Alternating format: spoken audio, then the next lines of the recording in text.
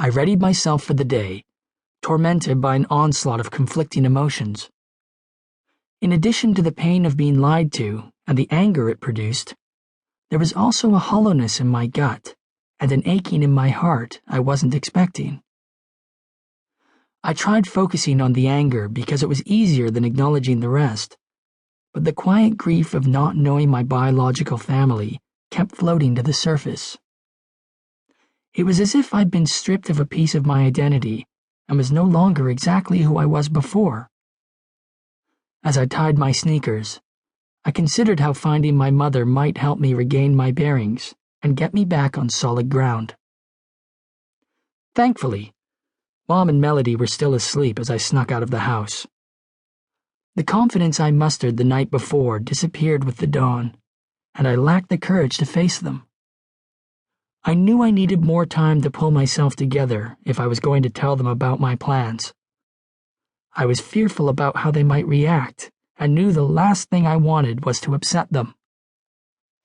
I had no idea whether they would support me in the search for my mother, or whether my intentions would drive an unintended wedge between us. And frankly, I was too scared to find out. I drove aimlessly for almost an hour, ending up at the one place which always felt like home. As I pulled my car into Brooke's driveway, I realized it was not yet 7 o'clock. I rolled the windows down and closed my eyes, listening to the birds waking up in the forest. Several minutes passed, and I had just decided to head back home when I noticed Brooke's mother walking across the lawn in my direction. I wasn't shocked to see her coming out to check on me.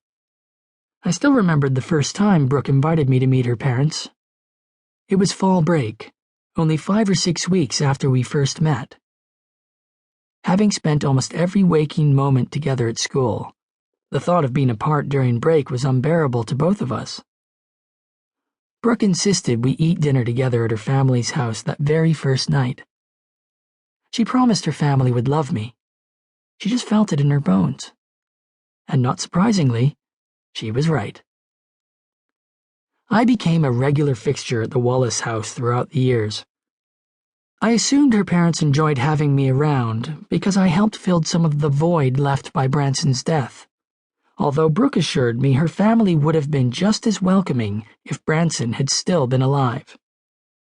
In any case, Mrs. Wallace was something of a mother figure to me as well, so it wasn't strange to see her padding out to me in her robe and slippers, a coffee mug in her hand. "Rough night?" she asked sympathetically as she approached the driver's side door. "You could say that," I replied. "Brooke told me a little bit when she got home last night." She shook her head. "I don't know why I still wait up for her, but I do. After her car accident in high school, I just need to know she's safe, I guess." "That's understandable," I fumbled, embarrassed by how much Brooke may have told her about my behavior the night before. There was nothing to suggest she was bothered by my early arrival as she invited me to come inside. "I kinda had a feeling I'd be seeing you this morning. Don't know what you're doing sitting out here in the car. Come on inside. I made a fresh pot," she said, lifting her mug. "Is Brooke awake?" I asked as I climbed out of the car. "No. You can wake her if you want, though. She won't mind." I followed her into the kitchen with no intention of waking Brooke. However, as nice as her mom was, I also didn't plan on making small talk with her for the next hour. I was suddenly angry at myself for not thinking through my morning more carefully, but before I had a chance to think of a reason to leave, she pulled out a kitchen chair and placed a mug of coffee on the table. "Milk and sugar?" she asked. "Yes, please," I sighed, resigning myself to the chair. There was a moment of silence as we sipped from our cups. She looked at me from across the table with a sympathetic smile as she began to speak. "You know, Charlie, being a mom is a funny thing. You think you know how it's going to be before you have children. You think you know what love is, what it means to really, truly love someone, like the love you have for Brooke.